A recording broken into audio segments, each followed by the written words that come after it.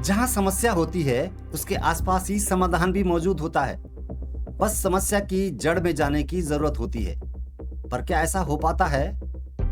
बड़े अधिकारी अपने बंद एसी कमरे में ही ज्यादातर समय मीटिंग में गुजार देते हैं। फील्ड का उन्हें अनुभव होता नहीं है और इसका फायदा फील्ड कर्मचारी उठाते हैं। वे अपने अधिकारी को भ्रामक जानकारी देते हैं और फिर क्या होता है हमें बताने की जरूरत नहीं। इसके उलट डीएम देहरादून सविन बंसल चार्ज लेने के बाद से ही लगातार फील्ड में दिखाई दे रहे हैं। उन्हें इस कदम पर समस्या दिख रही है तो अगले कदम पर समाधान भी नजर आ रहा है। डीएम के प्रयासों का अब असर दिखना भी शुरू हो गया है।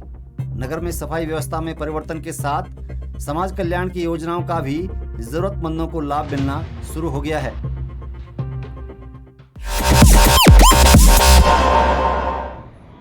देखिए, इंस्पेक्शन का पर्पस फॉल्ट फाइंडिंग नहीं है, निट पिकिंग नहीं है। सिर्फ इतना है कि हमारे जो ऑफिशियल्स हैं और जो हमारे कर्मचारी हैं वो सेंसिटाइज रहें पब्लिक ग्रीवेंसीज को लेके, और जो हमको पब्लिक सर्विस डिलीवर करनी है उसमें किसी भी तरह की डिले ना हो, उसमें कोई बॉटलनेक्स आ रहे हैं। डीएम देहरादून सविन बंसल ने नगर में सफाई कार्यों की जिम्मेदारी अब मुख्य नगर स्वास्थ्य अधिकारी से हटाकर उप नगर आयुक्त को सौंप दी है।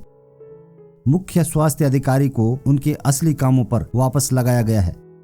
अब मुख्य नगर स्वास्थ्य अधिकारी शहरी इलाकों में डेंगू मलेरिया रोकथाम, स्वास्थ्य जोखिम की जांच और स्वास्थ्य विभाग के साथ समन्वय काम देखेंगे, जबकि सफाई कार्य, कूड़ा उठान, कूड़ा वाहन चलाने और फॉगिंग का काम अब उप नगर आयुक्त करेंगे। इसके लिए जिलाधिकारी ने आदेश जारी कर दिए हैं। डीएम सविन बंसल खुद सफाई का जायजा ले रहे हैं। उन्होंने नगर में सफाई और कूड़ा उठाने के काम में ढिलाई देखी तो नाराजगी दिखाई।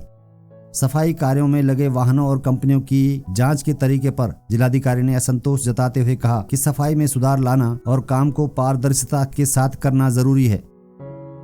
डीएम सविन बंसल ने पदभार ग्रहण करते ही तेजी से काम करना शुरू कर दिया है। शहर की सफाई के प्रति उनकी गंभीरता दिखती है, क्योंकि उन्होंने पदभार संभालने के दूसरे ही दिन 6 सितंबर को देर शाम नगर निगम में अधिकारियों से सफाई की स्थिति पर बातचीत की। उन्होंने कूड़ा निस्तारण के काम में की समीक्षा की और अनुबंधित कंपनियों को 45 दिनों का समय दिया ताकि वे अपने काम में सुधार ला सकें। जिलाधिकारी ने चेतावनी दी कि काम में लापरवाही करने वालों पर सख्त कार्यवाही की जाएगी। 10 सितंबर 2024 को जिलाधिकारी ने जिला समाज कल्याण कार्यालय का औचक निरीक्षण किया था और वहां दूर दराज से आए लाभार्थियों से मुलाकात की थी। उनमें से एक इजाजुद्दीन, जो रायपुर ब्लॉक के भगत सिंह कॉलोनी का है, अपनी दिव्यांग बेटी फरहाना के साथ आए थे, ने बताया कि उनकी पेंशन 8 महीने से रुकी हुई है।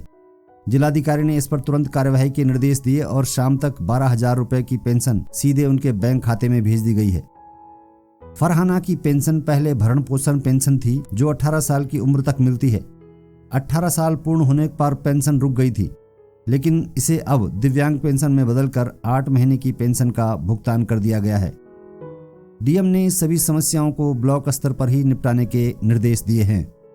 निरीक्षण किया गया तो हमारा पूरा जो विधवा पेंशन, विकलांग पेंशन, एल्डरली पेंशन वो ऑनलाइन हो चुके हैं।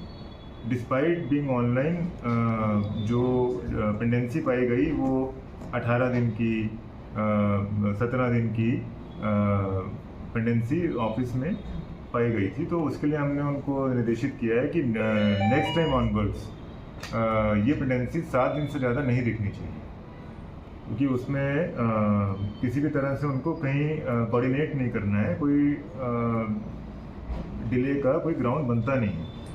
सेकेंडली, जब ये सारी चीज़ें ऑनलाइन हो गई हैं, वहाँ पे कुछ दूर दराज से आए हुए बुजुर्ग लाभार्थी, विकलांग लाभार्थी, दिव्यांगजन हमारे पाए गए हैं। Those who were waiting for weeks and months to have their pension approved. So that was not appropriate. वो उचित नहीं है किसी भी तरह से। जो लाभार्थी पाए गए थे वो निर्देशित किया गया कि आज शाम तक उनकी पेंशन स्वीकृत हो जानी चाहिए। They will report back.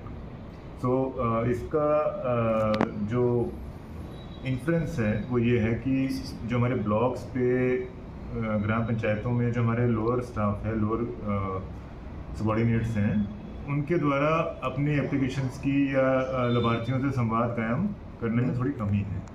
सो वो निर्देशित किया गया है कि ब्लॉक से या दूर दराज से हमारे लाभार्थियों का आने का यहाँ पे मतलब नहीं होना चाहिए। जब ये सारी प्रक्रिया ऑनलाइन हो गई है, सुगम हो गई है, तो ब्लॉक तक लाभार्थी या हमारे ग्राम पंचायत हेडक्वार्टर्स तक ही लाभार्थी को आना पड़े, यहाँ पे उनका आवागमन ना हो, उनको कोई असुविधा ना हो।